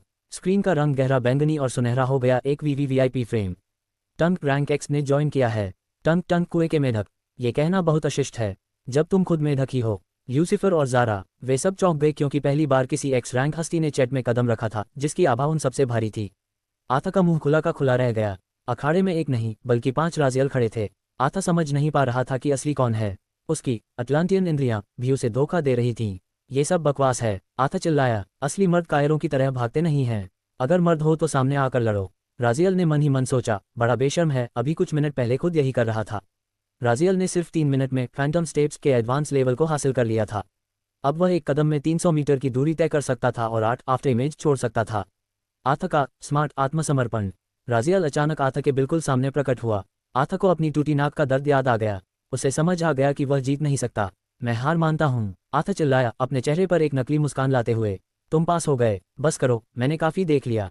वह अपनी इज्जत बचाने के लिए जल्दी से पीछे हटने लगा, पर राजियल का मुक्का नहीं रुका। बेईमान। आथा का चेहरा एक बार फिर राजियल की मुट्ठी से टकराया। वह किसी मिसाइल की तरह पीछे उड़ा और सुरक्षा दीवार से टकराकर नीचे गिर पड़ा। बेशर्मी की हद, हम दोस्त हैं। आथा खड़ा हुआ, उसका आधा चेहरा गुब्बारे की तरह सूज गया था। तुम कमीने, जब मैंने कह दिया कि तुम पास हो गए तो फिर क्यों मारा? राजियल ने कंधे उचकाए। मुझे सुनाई नहीं दिया। आथा गुस्से से फटने वाला था, पर तभी उसे एहसास हुआ कि लाखों लोग उसे देख रहे हैं। उसने तुरंत अपना पैंतरा बदला और हंसते हुए राजियल के गले में हाथ डाल दिया। हा, मजाक कर रहा था। तुम वाकई मजबूत हो, जैसा मेरी बहन ने कहा था। तुम पास हो। राजियल ने सोचा, इस बंदे में जरा भी शर्म नहीं है। प्यार का रहस्य। राजियल ने आथा से एक अजीब सवाल पूछा। मैंने सुना है तुम्हारी 3 पत्नियां और 300 रखेले हैं। क्या ये सच है? आथा गर्व से चौड़ा हो गया। हाँ, ये सच है। क्यों, तुम मेरी महारत सीखना चाहते हो? राजियल थोड़ा गंभीर हो गया। मैं जानना चाहता हूं कि तुम लोगों को अपना दीवाना कैसे बनाए रखते हो, कि उनका प्यार कभी कम ना हो। यह मेरे लिए जरूरी है। आथा ने गुरु की तरह सलाह दी। अगर तुम चाहते हो कि एक औरत तुम्हें हमेशा प्यार करे तो सिर्फ एक मत रखो, कम से कम 3 रखो। राजियल की पलकें झपकीं। आथा ने समझाया, अगर एक होगी तो वह तुमसे लड़ेगी, अगर ज्यादा होंगी तो वे तुम्हारे लिए आपस में लड़ेंगी। वे एक दूसरे से बेहतर दिखने और तुम्हारा प्यार पाने के लिए हमेशा कोशिश करेंगी। वे कभी तुम्हें छोड़ने का सोचेंगी भी नहीं। राजियल का विलेंट दिमाग। राजियल को इस बात में एक गहरा अर्थ दिखा। उसने सोचा, अगर मुझे सबसे ज्यादा प्यार करने वाली ही मुझे मारने वाली है नियति के अनुसार, तो उस प्यार को बांट देना ही सबसे अच्छा रास्ता है। उसने आथा के कंधे पर हाथ रखा। तुम मेरे दोस्त हो, अगर कभी कोई समस्या हो तो मेरे पास आना। लाइव स्ट्रीम में पूर्वज शू और ड्रेक पागलों की तरह चीयर कर रहे थे। यही असली ज्ञान है। राजियल, इसे अपना गुरु बना लो। आथा की बात सुनकर राजियल के चेहरे पर छाई संतुष्टि देखकर प्रिंस भी मुस्कुराए बिना नहीं रह सका। हा, आथा खिलखिलाकर हंसा। बहुत कम लोग मेरी बात समझते हैं, वरना लोग इसे बकवास कहते हैं। बाहर से आथा खुश दिख रहा था, पर अंदर ही अंदर वह राजियल की ताकत का कायल हो चुका था। उसने फैसला किया कि राजियल से दोस्ती रखना ही समझदारी है। उसने फुसफुसाते हुए कहा, मैं तुम्हें बाद में और भी अच्छी जगहों के बारे में बताऊंगा, पर अभी तुम्हें अपनी स्थिति समझनी होगी। द्वीप के आकार का दानव। आथा का चेहरा अचानक गंभीर हो गया। अगला परीक्षक नॉक्स है। वह कोई साधारण इंसान या अटलांटियन नहीं है। वह इस महासागर की सबसे शक्तिशाली हस्तियों में से एक है। आथा ने डरावने सच का खुलासा किया। मेरे पिता कहते हैं कि नॉक्स का असली शरीर एक द्वीप आइलैंड के बराबर है। जब वह खाना खाता है तो एक बार में अरबों समुद्री जीवों को निगल जाता है। उसने किसी तरह अपनी विशाल काया को सिकुड़कर इंसानी रूप दिया है। उसकी शारीरिक शक्ति अकल्पनीय है। अगर तुमने उसे अपना दुश्मन बनाया तो कोई तुम्हारी रक्षा नहीं कर पाएगा। आथा असल में राजियल को डराकर पीछे हटाना चाहता था ताकि शाही परिवार की बदनामी न हो कि एक इंसान जीत गया, पर राजियल ने बस कंधे उचकाए। द्वीप के बराबर, अरबों जीव, बकवास लग रहा है। चलो बुलाओ उस परीक्षक को। नॉक्स का आगमन। स्टैंड्स में बैठी मारिया और नेपच्यूनिया को कुछ गड़बड़ लग रही थी। मुझे बहुत बुरा एहसास हो रहा है, मारिया ने अपनी मुट्ठियां भींचते हुए कहा। तभी अखाड़े के बीचों बीच एक भयानक धमाका हुआ। पानी की लहरें सुनामी की तरह स्टैंड्स की ओर दौड़ीं। पत्थर चकनाचूर हो गए। धूल और मलबे के बीच से एक भारी आवाज गूंजी, मैं यहाँ हूँ लड़के, तुम बहुत बेसब्र लग रहे हो। धूल छंटी तो सामने 11 फीट ऊंचा एक दैत्य खड़ा था। उसका शरीर तराशा हुआ नहीं था, बल्कि किसी ठोस चट्टान जैसा था। उसका चेहरा गोल और शांत था, पर उसकी उपस्थिति अखाड़े के पानी को भारी कर रही थी। सिस्टम का झटका। सम्राट एम्परर स्तर के स्टैट्स। राजियल ने जब नॉक्स का स्टेटस विंडो खोला तो उसके पैरों तले जमीन खिसक गई। नाम नॉक्स। प्रजाति समुद्री जीव megalodon megalodon. Rank SSS supreme peak. Attributes strength SSS emperor. Endurance SSS emperor. एलिटिक गति ए माना 0। राजियल का मुंह खुला का खुला रह गया। क्या मजाक है, उसने मन ही मन चिल्लाकर कहा। नॉक्स की शक्ति और सहनशक्ति सम्राट एम्परर स्तर की थी। यह कोई मामूली सुधार नहीं था, ये सीधे सुपर बॉस लेवल की चुनौती थी। सेंट रैंक के प्रतिभागियों के बीच एक सम्राट लेवल का मेगालोडोन क्या कर रहा था? लड़ाई का स्तर अचानक 1000 गुना कठिन हो गया था। अब ये सिर्फ जीत की बात नहीं थी, ये जीवित बचने की चुनौती थी। होस्ट, मुझे लगता है कि अब आपको यहाँ से भाग जाना चाहिए। ये बहुत बुरा है। विली की आवाज़ राजियल के दिमाग में चेतावनी बनकर गूंजी। राजियल ने जवाब नहीं दिया। वह सामने खड़े दैत्य को देख रहा था। नॉक्स कोई योद्धा नहीं बल्कि एक प्राकृतिक आपदा लग रहा था। अखाड़े में पानी का दबाव इतना बढ़ गया था जैसे गुरुत्वाकर्षण कई गुना बढ़ गया हो। नॉक्स के पास न जादुई आभा थी न हथियारी मंशा, और यही बात राजियल को डरा रही थी। ये वैसा ही था जैसे किसी अकल्पनीय ऊंचे पहाड़ के सामने खड़े होना। राजियल और नॉक्स के बीच का फासला सिर्फ एक रैंक का नहीं बल्कि एक खाई जैसा था। सेंट किंग तो दूर, राजियल अभी सेंट पीक तक भी नहीं पहुंचा था, और सामने सम्राट स्तर की शक्ति वाला प्राचीन मेगालोडोन खड़ा था। मैं अमर हूं, प्रिंस आर्थर ने राजियल के पास आकर फुसफुसाया। दोस्त रुक जाओ, ये हमारी श्रेणी का नहीं है। तुम पीछे हट जाओ, मैं पिता से बात करूंगा, तुम्हें फिर भी इनाम मिलेगा। राजियल ने आर्थर को एक हाथ से पीछे धकेल दिया। जाओ यहाँ से, वरना चोट लग जाएगी। और अपने पिता से कहो कि अखाड़े की सुरक्षा दीवार मजबूत करें, वरना पूरा कोलोसियम गायब हो जाएगा। आर्थर का चेहरा सफ़ेद पड़ गया। तुम पागल हो, वह तुम्हें एक निवाले में निगल जाएगा। मैं अमर हूँ, राजियल ने सपाट लहजे में कहा। चिंता मत करो, ज़्यादा से ज़्यादा क्या होगा, मैं मर ही जाऊंगा ना। अस्तित्वगत दबाव, एग्जिस्टेंशियल प्रेशर। राजियल ने अपनी ब्लैक स्टार फोर्ज स्वॉर्ड म्यान से बाहर निकाली। जैसे ही काली तलवार बाहर आए, अखाड़े की हवा पानी भारी हो गई। आर्थर, जो बाहर जा रहा था, अचानक ठिठक गया। उसके हाथ कांपने लगे। ये किलिंग इंटेंट नहीं थी, ये मानक नहीं था, ये कुछ ऐसा था जो सीधे उसकी आत्मा को कुचल रहा था। पूरे कोलोसियम में सन्नाटा छा गया। कमजोर लोग बेहोश होने लगे और योद्धाओं ने अनजाने में अपने हथियार निकाल लिए। ऊपर राजा जूलियस ने अपनी गद्दी का हत्था कसकर पकड़ लिया। लेडी मेरिसा, तुम्हारा बेटा आखिर है क्या? मेरिसा ने कोई जवाब नहीं दिया, पर उसके भी रोंगटे खड़े थे। वह समझ नहीं पा रही थी कि उसका बेटा ऐसा दबाव कैसे पैदा कर रहा है। अखाड़े में नॉक्स ने भी अपने कांपते हाथों को देखा। उसने 4000 साल की अपनी जिंदगी में ऐसा दबाव सिर्फ एक बार महसूस किया था, जब वह एक देवता से मिला था। तुम किस देवता के अंश हो, लड़के? नॉक्स ने भारी आवाज में पूछा। विलेंस की लाइव चैट, ल्यूसिफर बनाम टंग। अंदर सिस्टम स्पेस में वैम्पायर प्रोगेनेटर पागलों की तरह हंस रहा था। हा, ये मूर्ख इसे देवता समझ रहे हैं। इन्हें पता ही नहीं कि ये एक शुद्ध पिशाच पूर्वज के सामने खड़े हैं। राजियल, इन्हें दिखा दो कि हमारी नस्ल का खौफ क्या होता है। वहीं दूसरी तरफ चैट में ल्यूसिफर और टंग रैंक एक्स के बीच भयंकर लड़ाई चल रही थी।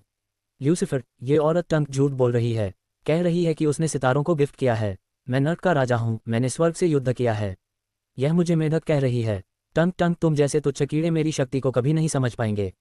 अगर यह स्क्रीन बीच में न होती तो मैं तुम्हारा पेस्ट बनाकर तुम्हें ही खिला देती। लिली, ओह ल्यूसिफर, इसने तुम्हें सुअर का पिछवाड़ा कहा है। मैं होती तो बर्दाश्त नहीं करती। लिली मजे ले रही थी और आग में घी डाल रही थी। पहला सुपर चैट। राजियल ये सब नहीं देख रहा था, वह नॉक्स की आंखों में झांक रहा था। तभी उसकी आंखों के सामने एक बहुत ही चमकती हुई स्क्रीन पॉप हुई। डिंग, बधाई हो होस्ट, आपको टंग एक्स रैंक विलन की ओर से एक उपहार प्राप्त हुआ है। सुपर चैट, मैं इस छोटे से कचरे ल्यूसिफर को पीटना चाहती हूँ। क्या तुम्हारे पास कोई तरीका है जिससे मैं उसे सबक सिखा सकूं? क्या आप इसे खोलना चाहते?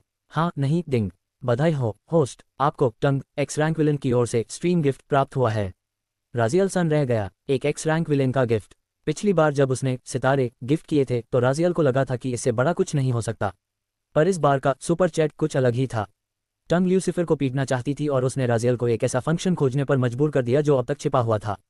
Function unlock, villain clash authorization. Villain clash authorization. अब राजियल किसी भी दो विलेन्स को एक दूसरे से लड़ने के लिए एक अलग स्पेस में भेज सकता था। उसने बिना देर किए टंग और ल्यूसिफर को एक युद्ध क्षेत्र में डाल दिया। विलेन्स की पूरी चैट अब उस लाइव स्ट्रीम को देखने के लिए पागल हो रही थी। The critical lucky punch, critical luck punch. Raziel ने आखिरकार अपना गिफ्ट खोला और स्क्रीन पर जो दिखा उसने उसके होश उड़ा दिए। स्किल, क्रिटिकल लकी पंच रैंक एक्स। प्रकार, पैसिव एक्टिव हाइब्रिड। विवरण, ये भौतिक नियमों को धता बताते हुए संभाव्यता, प्रोबेबिलिटी और किस्मत को ताकत में बदल देता है। मैकेनिक, आप जितने ज्यादा मुक्के मारेंगे, संभाव्यता विसंगति, प्रोबेबिलिटी अनोमली उतनी बढ़ेगी।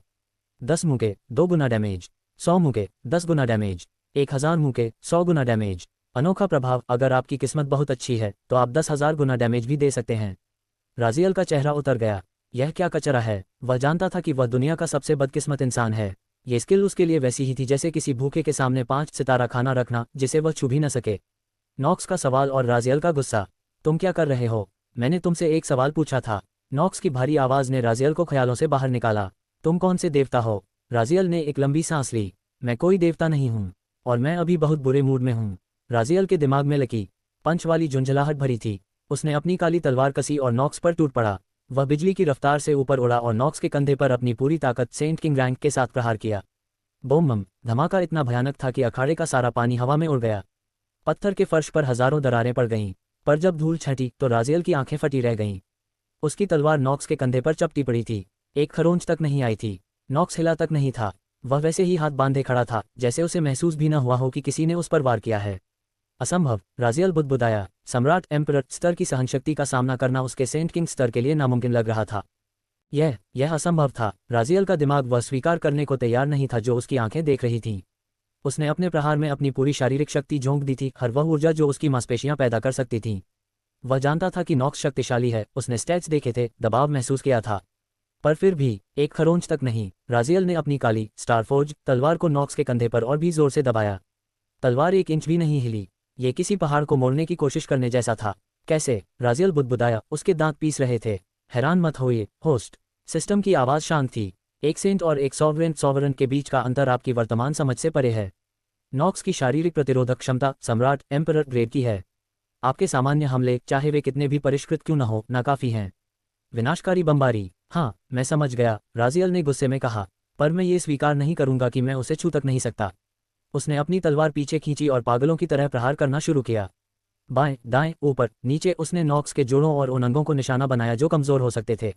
बोम बम, अखाड़े में धमाकों की गूंज उठी। पानी में उठती शॉकवेव्स इतनी शक्तिशाली थीं कि अगर सुरक्षा दीवार न होती तो पूरा कोलोसियम मलबे में तब्दील हो जाता। पर नॉक्स, वह अपनी जगह से टस से मस नहीं हुआ। राजा का डर, वह इंसान है। ऊपर स्टैंड में राजा जूलियस सन थे। हाथ भी इसके सामने नहीं टिक पाता, उन्होंने धीरे से कहा। और यह सोचकर हैरानी होती है कि वह एक इंसान है। राजा को एहसास हुआ कि राजियल का ब्लड ऑरा कुछ और ही है। वह ईश्वरीय नहीं था, पर वह बहुत ऊंचे स्तर का था। राजा ने मेरिसा से कहा, यह समस्या खड़ी करेगा। अगर मैंने इसे आगे बढ़ने दिया तो यह पहला स्थान ले लेगा। और मैं एक इंसान को अटलांटिस के शिखर पर नहीं देख सकता। मैं इसे बहुत बड़ा इनाम दूंगा, पर मैं इसे जीतने नहीं दूंगा। मेरिसा ने बस इतना कहा, उसे चोट मत पहुंचाना, और उसे वह देना जो उसे खुश करे। जुआ, 10 प्रहार। नीचे, राजियल ने अपनी तलवार म्यान में डाल दी। क्यों कुछ भी काम नहीं कर रहा? उसने खुद से पूछा। उसे पहली बार अपनी शक्ति पर संदेह हुआ। नॉक्स ने मुस्कुराते हुए कहा, क्या हुआ लड़के? क्या तुम्हारी हिम्मत टूट गई? तुम भविष्य के नायक हो सकते हो, पर अभी मैं तुम्हें आगे नहीं जाने दे सकता। बेहतर होगा कि तुम खुद हार मान लो। राजियल की आंखों में एक नई चमक कौंधी। उसने अपनी एक उंगली उठाई। एक बार और, सिर्फ 10 प्रहार। नॉक्स ने शर्त मान ली। ठीक है, अगर इन 10 प्रहारों के बाद भी कुछ नहीं हुआ तो तुम खुद कहोगे कि तुम्हें इस प्रतियोगिता में कोई दिलचस्पी नहीं है और तुम हार मान लोगे। अरबों गुना डैमेज। राजियल नॉक्स के चेहरे के करीब पहुंचा। उसने अपना दायां हाथ पीछे खींचा। उसे इस लकी पंच से कोई उम्मीद नहीं थी, क्योंकि उसकी किस्मत हमेशा से खराब रही थी। उसने बस अपना मुक्का नॉक्स के जबड़े पर मारा। जैसे ही उसकी मुट्ठी नॉक्स की त्वचा से टकराई, राजियल की आंखों के सामने एक खौफनाक लाल संदेश चमका। Critical hit successful, billion times damage critical, अरबों गुना डैमेज। एक पल के लिए ब्रह्मांड शांत हो गया। न पानी की आवाज, न धड़कन, न सांस। ऐसा लगा जैसे समय खुद थम गया हो। और फिर टिल्डर का बूम। वह आवाज नहीं थी, वह एक प्रलय था। नॉक्स का चेहरा, जो पहाड़ जैसा अटल था, वह उस मुक्के के प्रभाव से अंदर की ओर धंसने लगा। टिल्डर का बूम। वह धमाका महज एक आवाज नहीं थी, वह एक ऐसी घटना थी जिसने बोध परसेप्शन के चित्रे उड़ा दिए। अखाड़े के केंद्र में, जहां राजियल की मुट्ठी नॉक्स के जबड़े से टकराई थी, वहां से वास्तविकता के फटने जैसी रोशनी निकली। राजियल ने उस सूक्ष्म क्षण में महसूस किया एक ऐसी शक्ति जो उसकी रगों से होकर गुजरी, जो किसी ताकत की तरह नहीं, बल्कि एक निश्चितता, सर्टेनिटी की तरह थी। पर अगले ही पल राजियल की आंखें फटी रह गईं। नॉक्स का सिर धीरे से मुड़ा, जैसे उसे कोई मामूली असुविधा हुई हो। उसकी त्वचा नहीं फटी, हड्डियां नहीं चिपकें। उसने उस अरबों गुना डैमेज वाले प्रहार को ऐसे सोख लिया जैसे वह कोई मामूली हवा का झोंका हो। विनाश का प्रलय, द बैकलैश। असली तबाही तो राजियल के साथ हुई।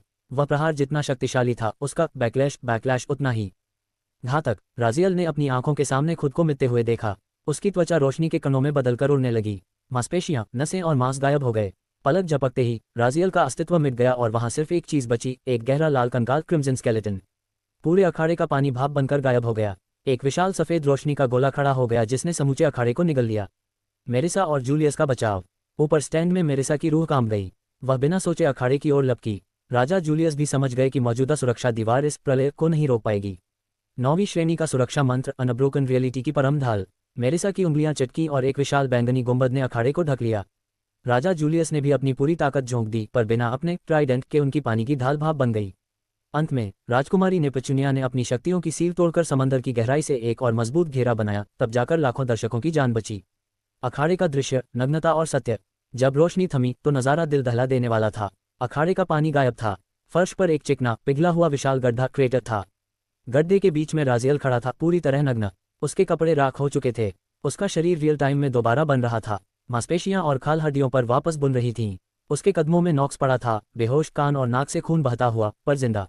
राजियल ने हौंफते हुए नॉक्स को देखा। ये बंदा आखिर किस चीज़ का बना है? फिर उसने गुस्से में सिस्टम से पूछा, विली, यह क्या था? अरबों गुना डैमेज कैसे हुआ? क्या मेरी किस्मत अचानक चमक गई? विली का क्रूर जवाब। विली की आवाज़ ठंडी और सपाट थी, नहीं होस्ट, आपकी धारणा बिल्कुल गलत है। राजियल ठिठक गया। तो फिर? वह अरबों गुना क्रिटिकल हिट अच्छी किस्मत की वजह से नहीं हुआ। वह अत्यधिक बदकिस्मती, एक्सट्रीम बैड लक का नतीजा था। वह प्रहार आपको मारने के लिए बना था। वह शक्ति इतनी ज्यादा थी कि कोई भी जीवित नहीं बचता। आप सिर्फ इसलिए जिंदा हैं क्योंकि आपका अस्तित्व मृत्यु के सामान्य नियमों का उल्लंघन करता है। राजियल ने अपना चेहरा हाथों से ढक लिया। उसे हंसी भी आ रही थी और गुस्सा भी। वाह विली, यानी मुझे मारने की कोशिश ने ही मुझे जीत दिला दी। मेरिसा की हालत। अखाड़े के बाहर मेरिसा जमीन पर गिर पड़ी। उसकी टांगें जवाब दे गई थीं। उसकी आंखों से आंसू बह रहे थे, उसका दिल पागलों की तरह धड़क रहा था। वह हंस रही थी और रो रही थी। वह जिंदा है, मेरा बेटा जिंदा है। उसे दुनिया की किसी चीज़ की परवाह नहीं थी, सिर्फ इस बात की कि राजियल का शरीर वापस जुड़ चुका था। मेरिसा अभी भी जमीन पर बैठी कांप रही थी, उसकी आंखें राजियल पर जमी थीं, जैसे उसे डर हो कि पलक झपकते ही वह गायब हो जाएगा। राजा जूलियस भी अपनी जगह पर जम गए थे। उनके चेहरे पर जो सदमा था उसे शब्दों में बयान नहीं किया जा सकता था। नॉक्स, वह प्राचीन परीक्षक, अखाड़े के मलबे में बेहोश पड़ा था। और राजियल, वह बिल्कुल सीधा खड़ा था, जिंदा, बिना किसी खरोंच के। राजा जूलियस के दिमाग में हजारों सवाल घूम रहे थे। ये धमाका क्या था? इस लड़के ने नॉक्स को एक बार में कैसे हरा दिया? और यह अभी तक जिंदा कैसे है? दर्शकों का मौन विस्मय। पूरे कोलोसियम में एक भारी सन्नाटा छाया हुआ था। हजारों दर्शक फटी आंखों से अखाड़े के उस गड्ढे को देख रहे थे। स्क्रीन पर राजियल का हर एक अंग साफ दिख रहा था क्योंकि वह पूरी तरह नग्न खड़ा था। महिलाओं की प्रतिक्रिया। स्टैंड्स में मौजूद कई महिलाएं तो जैसे सुध बुध खो बैठी थीं। कुछ के मुंह खुले थे तो कुछ शर्म से लाल होकर इधर उधर देख रही थीं, पर फिर भी चोरी छिपे स्क्रीन पर नजरें डाल रही थीं। पुरुषों की प्रतिक्रिया। ज्यादातर पुरुष अजीब महसूस कर रहे थे और अखाड़े की बनावट या आसमान को देखने का नाटक कर रहे थे।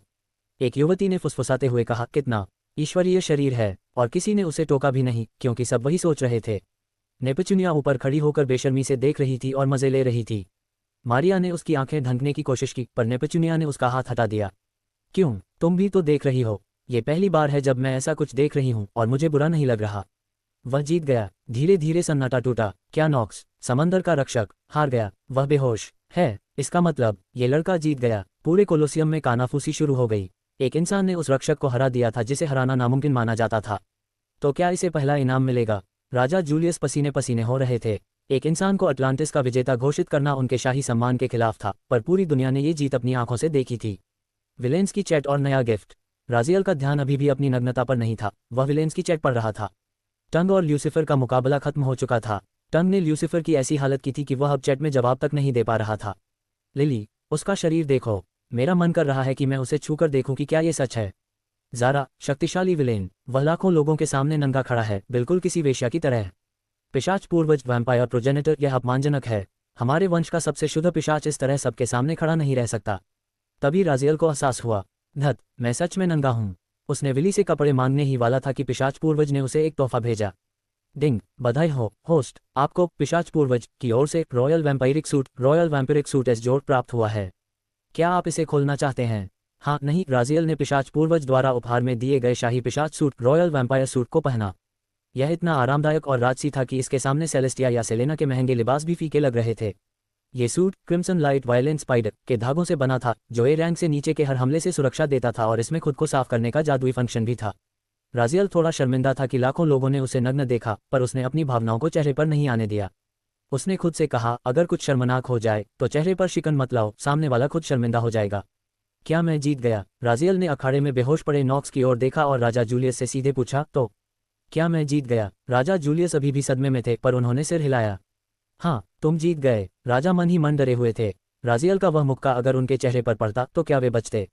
उन्होंने तय किया कि इस राक्षसी बच्चे से दुश्मनी मोल लेना ठीक नहीं है, खासकर तब जब वह मेरिसा का बेटा है।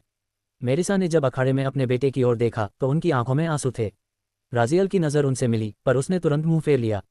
उसे लगा कि ये घड़ियाली आंसू हैं। मेरिसा ने अपना दर्द पी लिया और वापस अपने ठंडे मास्क में लौट आई। तीसरा चरण और आर्थ की हंसी। अखाड़े की मरम्मत की गई और तीसरा चरण शुरू हुआ।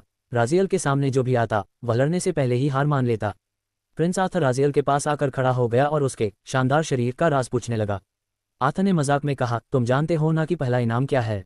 मेरी बहन ने तुम्हें यहाँ भेजा है तो पक्का तुम्हें पता होगा। राजियल ने मासूमियत से कहा, नहीं, मुझे नहीं पता, और मुझे फर्क भी नहीं पड़ता क्योंकि मुझे सिर्फ सेकंड आना था। आर्थर पागलों की तरह हंसने लगा। हा, तुम बहुत मासूम हो भाई, तुम्हें सिर्फ सेकंड चाहिए था, पर अब तुम उस खाई की ओर बढ़ रहे हो जिसका तुम्हें अंदाजा भी नहीं है। परिणाम, अटलांटिस का दामाद। अंत में फाइनल मैच की घोषणा हुई। राजियल की प्रतिद्वंद्वी एक महिला योद्धा थी, पर उसने मैदान में उतरने से पहले ही चिल्लाकर कह दिया, मैं हार मानती हूँ। रेफरी अटलांटियन महिला ने अपना हाथ हवा में उठाया। रॉयल कॉम्पिटिशन के विजेता हैं राजियल। उन्हें इस जीत के लिए पहला पुरस्कार दिया जाता है अटलांटिस की राजकुमारी सोफिया एटलस से विवाह का सम्मान। पूरे कोलोसियम में सन्नाटा छा गया। राजियल का मुंह खुला का खुला रह गया। आथा जमीन पर लोटपोट होकर हंस रहा था। मारिया के दिमाग में हजारों सवाल घूम रहे थे। नेपच्यूनिया, जो असल में राजकुमारी है, का चेहरा सफेद पड़ गया और वह राजियल को ऐसे देखने लगी जैसे पहली बार देख रही हो।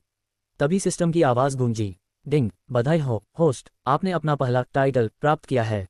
टाइटल, समस्त सागरों का दामाद, son in law of all sea. Ding, title प्राप्त हुआ, समस्त सागरों का दामाद, son in law of all sea. प्रभाव, पानी के भीतर सांस लेना, समुद्री जीवों की शत्रुता में कमी और अटलांटिस के राजा का दामाद होने की मान्यता। गुप्त प्रभाव, सागर की बेटी का पति बनने की योग्यता। डिंग, बधाई हो होस्ट, समस्त सागरों का दामाद। टाइटल के कारण आपने दुनिया के भाग्य और नियति के पथ को 1.07% तक बदल दिया है। डिंग, होस्ट के कार्यों ने दुनिया के प्राणियों के बीच अनुकूल प्रभाव डाला है, जिससे आपके अनिवार्य दिव्य कर्तव्य, दिव्य खलनायक, डिवाइन विलन की राह में एक मामूली विचलन पैदा हुआ है। नियति में सेंध, राजियल सन रह गया। 1.07%। ये संख्या छोटी लग रही थी, पर इसके पीछे का सच पहाड़ जैसा भारी था। उसे याद आया कि रिवेंट ने उसे क्या बताया था, कि उसे वही मारेगा जो उसे सबसे ज्यादा प्यार करेगा।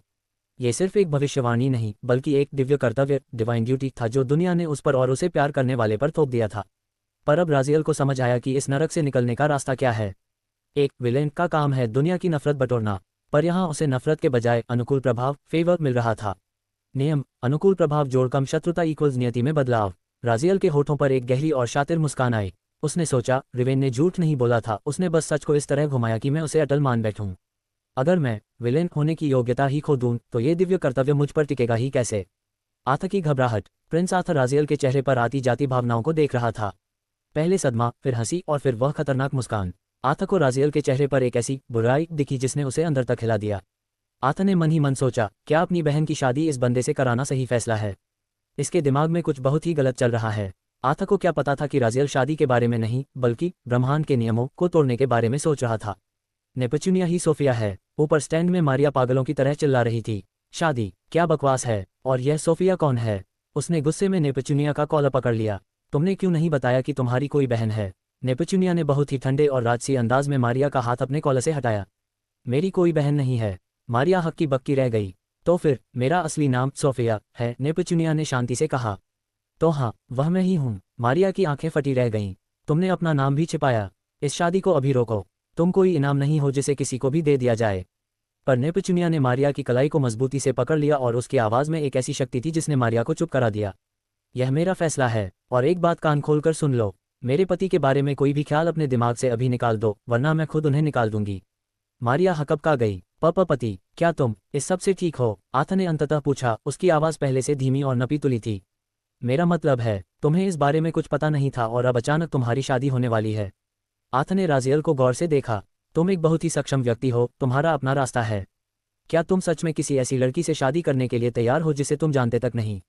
अभी भी समय है, तुम इस इनाम को ठुकरा सकते हो। अगर तुम चाहो तो मैं तुम्हारी मदद करूंगा। आथा के शब्दों के पीछे गहरी चिंता छिपी थी। एक इंसान की शादी अटलांटिस के शाही परिवार में होना कोई छोटी बात नहीं थी।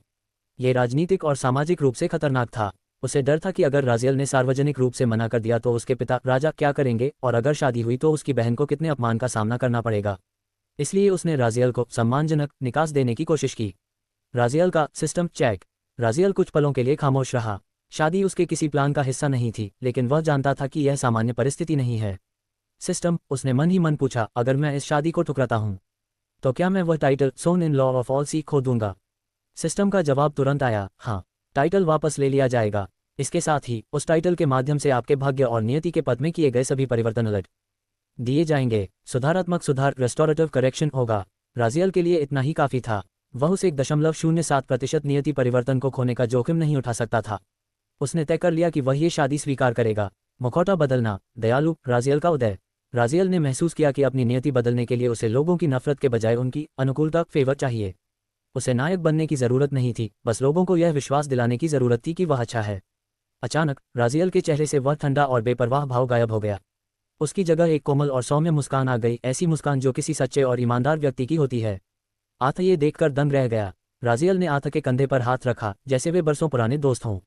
तुमने पूछा कि क्या मैं तुम्हारी बहन से शादी करने के लिए तैयार हूँ, राजियल ने बहुत ही शांत और मधुर स्वर में कहा। सच तो यह है कि मैं यहाँ पहला स्थान जीतने नहीं आया था। मुझे तो बस तुम्हारे पिता से एक छोटा सा एहसान चाहिए था। उसने धीरे से हंसते हुए आगे कहा, लेकिन लगता है नियति की कुछ और ही योजना थी। मैं अपनी किस्मत से भागूंगा नहीं। एक समझदार व्यक्ति की तरह मैं इसे स्वीकार करूंगा। शायद ये सब किसी बड़े उद्देश्य, ग्रेटर गुड के लिए हो रहा है। राजियल ने झूठ बोला, और वह भी इतनी सफाई से कि आथा को शक तो हुआ, पर उसे ये सच लगने लगा। राजियल मन ही मन सोच रहा था, एक बेवकूफ़ राजकुमार पर प्रभाव डालना इतना कठिन नहीं होना चाहिए। आथा की मजबूरी। आथा को अजीब लगा, तो तुम सच में मेरी बहन से शादी करने के लिए तैयार हो? उसने अपना सिर खुजलाते हुए सोचा, क्या बदकिस्मती है। मुझे लगा था इसका अहंकार बहुत बड़ा होगा और यह मना कर देगा, पर मुझे तो एक ऐसा बेवकूफ़ मिला जो भाग्य और नियति पर विश्वास करता है। आथा ने फिर से कोशिश की। देखो भाई, मैं सीधा बोलता हूँ, पिताश्री इसे स्वीकार नहीं करेंगे। भले ही आज उन्हें शर्मिंदा होना पड़े, पर वे एक इंसान को अपना दामाद नहीं बनाएंगे। तुम खुद पीछे हट जाओ, हम तुम्हें इसके बदले बहुत बड़ा इनाम और जो एहसान तुम्हें चाहिए वो सब देंगे। बस इसे यहीं छोड़ दो। आथा ने राजियल को समझाने की कोशिश की कि वह शादी से पीछे हट जाए, लेकिन राजियल ने साफ मना कर दिया। मैं अपनी किस्मत को लात नहीं मारूंगा, राजियल ने मुस्कुराते हुए कहा। आथा परेशान था, पर तभी राजियल ने उसके कान में जहर घोलना शुरू किया। आथा, सोचो, तुम्हारी बहन सोफिया तुमसे ज्यादा ताकतवर है, वह ट्राइडेंट उठा सकती है। अगर वह राजा बनी तो तुम कभी सिंहासन नहीं देख पाओगे। लेकिन अगर वह एक इंसान से शादी कर ले तो क्या अटलांटिस के लोग उसे अपनी रानी स्वीकार करेंगे? कभी नहीं। राजियल की आंखों में चमक थी। तब वे तुम्हारी ओर मुड़ेंगे। तुम इकलौते वारिस बचोगे। यह शादी तुम्हारे राजा बनने का सबसे आसान रास्ता है।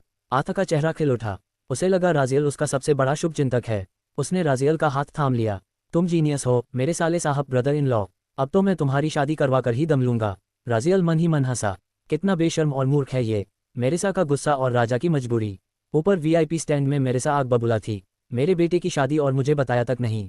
राजा जूलियस, यह क्या मजाक है? वह भी बच्चा है। राजा जूलियस ने थकाकर अपना सिर पकड़ लिया। लेडी मेरेसा, मेरा विश्वास करें, यह मेरा प्लान नहीं था। आपके बेटे ने नॉक्स को हराकर नियमों की धज्जियां उड़ा दी। मैं खुद इस शादी के खिलाफ हूं, क्योंकि एक इंसान को अपना दामाद बनाना राजनीतिक आत्महत्या होगी। मैं उसे मुआवजा देकर मना लूंगा। मेरेसा को राहत मिली। ठीक है, मैं भी यही चाहती हूँ। पुरस्कार समारोह, तीसरा और दूसरा स्थान। राजा जूलियस अखाड़े के बीचों बीच प्रकट हुए। उनका मूड बहुत खराब था। तीसरा स्थान केल्टियन मफी। राजा ने बिना किसी सम्मान के उसे एक ब्लू स्टोन टैबलेट फेंक कर दी, जिससे वह शाही खजाने से एक चीज चुन सकता था। दूसरा स्थान माथा वोल्टन, वह महिला योद्धा अखाड़े में आई जिसने राजियल के सामने आत्मसमर्पण किया था। राजा ने भारी मन से पूछा, माथा, तुम्हें दूसरा स्थान मिला है। इनाम के तौर पर तुम राजा से कुछ भी मांग सकती हो। क्या चाहिए तुम्हें? माथा ने अपनी आंखें उठाईं और पूरे आत्मविश्वास के साथ कहा, महाराज, मैं एक ऐसा बेटा चाहती हूँ जो आपके जैसा महान और शक्तिशाली योद्धा हो। राजा ने सिर हिलाया। मैं किसी को ताकत दान में नहीं दे सकता। कुछ और मांगो। माथा मुस्कुराए। शायद आप समझे नहीं महाराज, मेरा मतलब है, मुझे आपसे एक बेटा चाहिए। मैं चाहती हूँ कि आप मेरे बच्चे के पिता बने ताकि वह आपकी तरह महान योद्धा पैदा हो। सन्नाटा और सदमा। माथा के शब्दों ने पूरे कोलोसियम को कोमा में भेज दिया। प्रिंस आथा का मुंह खुला का खुला रह गया। क्या? राजियल की नजरें भी उस औरत पर टिक गईं। ये तो मुझसे भी बड़ी विलेन निकली, उसने सोचा। राजा जूलियस बुद्ध बनकर खड़े रह गए। उनकी अपनी ही प्रजा की एक औरत ने सरेआम उनसे औलाद मांग ली थी। कितनी बेशर्म औरत है। आथा के मुंह से शब्द निकले। वह सन था कि माथा वोल्टन जैसी युवती ने सरेआम राजा से उनकी संतान मांग ली थी। आथा को डर था कि अगर राजा ने हाँ कह दिया तो उसका होने वाला बेटा सिंहासन का दावेदार बन जाएगा। वह तुरंत राजियल का साथ छोड़कर राजा के पास पहुंचा। पिताश्री, आप ऐसा नहीं कर सकते, ये पूरी तरह गलत है, आथा चिल्लाया। माथा ने शांति से पलटकर कहा, प्रिंस आथर, यह फैसला आपका नहीं है, ये परंपरा है। राजा ने वादा किया था कि वे विजेता की हर इच्छा पूरी करेंगे। अगर वे मना करते हैं तो वे अपने सम्मान और अटलांटिस की सबसे बड़ी परंपरा का अपमान करेंगे। सोफिया ने पेचुनिया का असली रूप। तभी ऊपर से एक साफ और ठंडी आवाज गूंजी, हाँ, ये परंपरा है, पर इसका मतलब यह नहीं कि मेरे भाई को बोलने का हक नहीं है। दो युवतियां नीचे उतरीं, मारिया जिसकी एक आंख लाल और एक नीली थी, और नेपचुनिया। जैसे ही वे अखाड़े में पहुंची, नेपचुनिया का शरीर पानी की तरह पिघलने लगा। उसका पीला रूप गायब हो गया। उसके छोटे बाल लंबे होकर गहरे समुद्री नीले ओशियानिक ब्लू हो गए। उसकी आंखें अथाह सागर जैसी नीली हो गईं। उसने एक राजसी नीला गाउन पहना था जो लहरों की तरह चमक रहा था। मारिया सन रह गई। उसने मन ही मन सोचा, इतनी खूबसूरती, इसने तो अपनी नकली शक्ल के पीछे पहाड़ जैसी चीजें डी साइज छुपा रखी थीं। राजकुमारी की चेतावनी। सोफिया नेपचुनिया ने राजा से सीधे कहा, पिताश्री, माँ इसे कभी स्वीकार नहीं करेंगी। बेहतर होगा कि आप पीछे हट जाएं। फिर उसने माथा की ओर मुड़कर ठंडे स्वर में कहा, माथा, अगर पिता ने हाँ कहा तो माँ तुम्हें मार डालेंगी। मैं तुम्हारी जान बचाने की कोशिश कर रही हूँ, कुछ और मांगो। माथा अडिग थी। राजकुमारी, यह मेरा सपना है। मैं एक महान योद्धा बनना चाहती थी पर मेरी प्रतिभा कम थी। अब मेरा बेटा वह सपना पूरा करेगा। अगर राजा अपना वादा तोड़ते हैं तो वे महान योद्धा नहीं कहलाएंगे, और एक योद्धा जो अपनी जुबान नहीं रख सकता उसका अंश सीट भी मुझे महान योद्धा नहीं दे पाएगा। माथा ने सीधे राजा की आंखों में झांका। क्या मैं गलत हूँ महाराज जूलियस? राजा का फैसला। राजा जूलियस की आंखें खुल गईं। उन्हें अपनी गलती का एहसास हुआ। उन्होंने भारी आवाज में चिल्लाकर कहा, सोफिया, आथ, अभी अखाड़े से बाहर निकलो। पर पिताश्री, आथ ने बोलना चाहा। बाहर निकलो। राजा की आभा और फटने लगी। पूरे कोलोसियम पर अटलांटिस का भार महसूस होने लगा।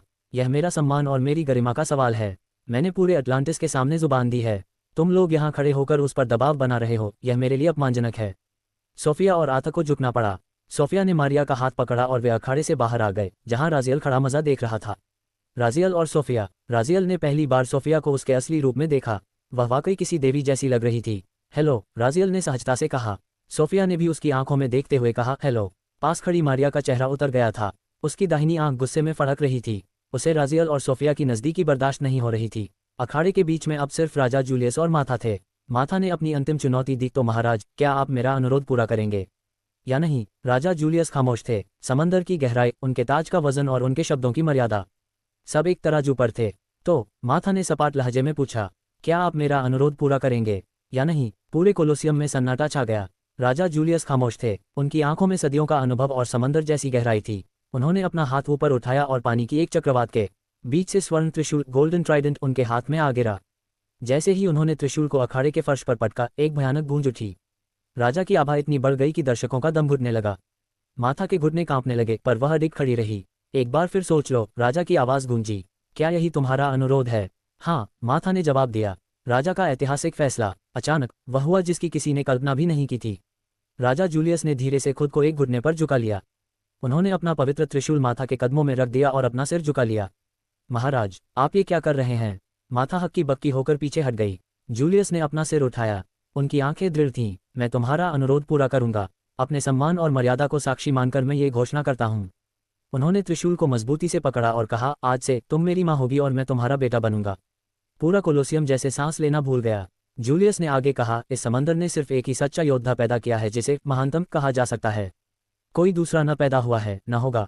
चूंकि तुम्हें मुझ जैसा बेटा चाहिए था, तो आज से मैं ही तुम्हारा पुत्र हूं। माथा का हृदय परिवर्तन। माथा बुद्ध बनकर खड़ी रह गई। वह तो राजा के सम्मान पर कीचड़ उछालने और अपना स्वार्थ सिद्ध करने आई थी।